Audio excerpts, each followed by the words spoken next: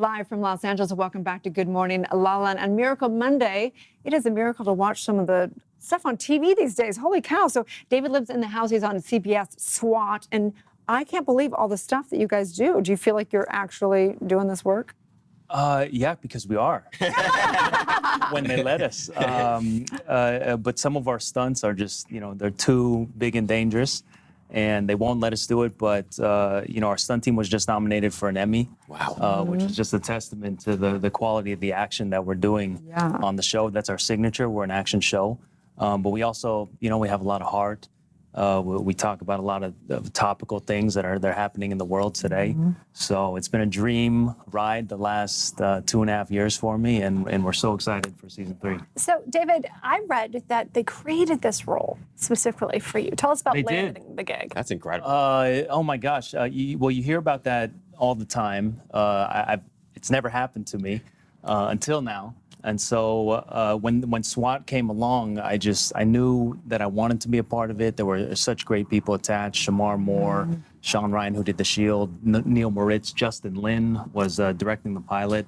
And as I was auditioning several rounds, as we know how it goes, I tested for the show. I got a call the next day. My manager said, "It's not going to happen on SWAT. You were a nice thought, but they're going to go in a different direction." I had moved on, and so I was already, working on the next thing. And I get a call a week later, and they say, "Hey, they want to book you for SWAT for the role of Tan." And I remember saying to myself, "Wait, there's no role of Tan. I read this pilot like 6 times. There's no role." I go back in there. Where's this?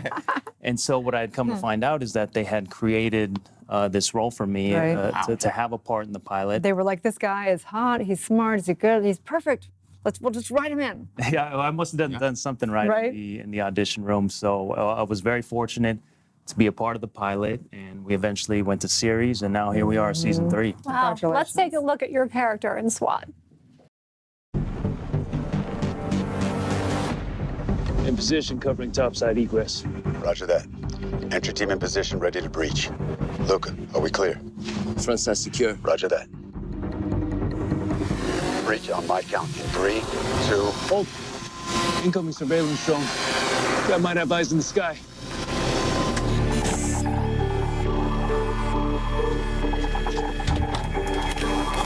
You Walter? Yeah, what can I do for Are you? you building the next Terminator? Nah, Rocco's a lover, not a fighter. One of you guys got a look at the drone? Yeah, I think so. I was on the rooftop of a high-rise. Yeah, Lynch told me. Anyhow, I pulled up views of a dozen drone models with the range and payload needed to pull something like this off. Hopefully one of them looks familiar. So how do you and Lieutenant Lynch know each other? I'm good at what I do. She collects people like me. This one, for sure. Figures. You guys need a lift back to the station? You can drive a Porsche with your iPad? Can rig it to anything. Just waiting on the go-ahead from Uber so I can get rich from my couch. Yeah, I think we'll keep it old school. Thanks, so. Nicely done. We all need one of those. Yeah. Right? Yeah, go ahead and manifest that for us, would you? We will. What's it Let's like do it. watching yourself? How does that feel? I think it's always a little weird. Actors can't help but critique the hell out of themselves. So when I try to watch, of course, I want to learn and grow and get better and see what I could have done better. But I also want to just kind of watch and enjoy. I think it's such a good show. I think it's so well written. And my wife and I will sit down every Thursday night. Now it's going to be Wednesday nights. And we just try to sit back and enjoy. And That's great. So, David, what do you love most about what you do? Because you started as an electrical engineer. I did. Yeah. I majored in electrical engineering. I thought that's maybe what I wanted to do. But like a lot of us, we don't follow, that path. And I realized after I graduated, something I didn't want to do.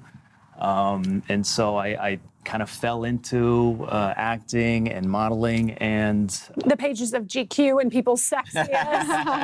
You don't just fall into that. I mean, you made a conscious decision, really. Yeah, I was working a regular job as a loan officer, and I had been doing it for about 3 years. Wow. And I enjoyed the work. I was making good money. I thought it was going to be what I did for the rest of my life. But at a certain point, I was 25, and for me, it was, I just wasn't feeling challenged at the job. And so I grew up playing sports. I've always, been challenged and been looking for that challenge and wanting to improve. And when I didn't feel that anymore, I felt like it was time to do something different. And I had been interested in becoming an actor and modeling. I just had no clue about how to do it. So interesting. Because I don't come from a family of artists or entertainers, so I just had no clue about how to go about this thing. I just knew that I felt like I was meant to do something other than what I was doing. And so, We do talk a lot about like that intuitive knowing and something deeper going on, and we're talking about universal law of individualization, and I do think that there's something in you. What do you think it was that had that, like almost like, is that destiny, or is it something that you just felt was just a creative factor? What do you attribute that to? I think just following your heart and following what you're passionate about. I didn't know necessarily. Now I do know that this is what I love to do, and I really enjoy what I'm doing, and I'd love to be able to do it for a very long time. But back then, you don't really know. So you hear a lot about just following your gut, and I think that's what I did. Something told me, okay, you try this thing out, give it your best shot. If it doesn't work out, you will have learned something along the way. And so I had to give it a shot. I didn't want to, sit here 10, 20 years from now and say, man, I wonder if I would have had quit my job and moved to LA, what that would have been like. I wanted to know for sure. And so that's what I did. I kind of just picked up everything. I was in San Diego at the time after I had graduated, and I moved to LA and gave it a shot. Well, we're so grateful that you did. So what's the next challenge for you, David? The next challenge is getting through this week. We work like some crazy hours. Sounds like our life. We all have such busy lives, Right. and so for me, it's take it a day at a time. What do I want to accomplish that day? Marking off things off the checklist, the to-do list, to get to where I ultimately want to go. And those goals change. Now I'm married. I have a wife, and so the next thing. Congratulations. Thank you so much. Appreciate it.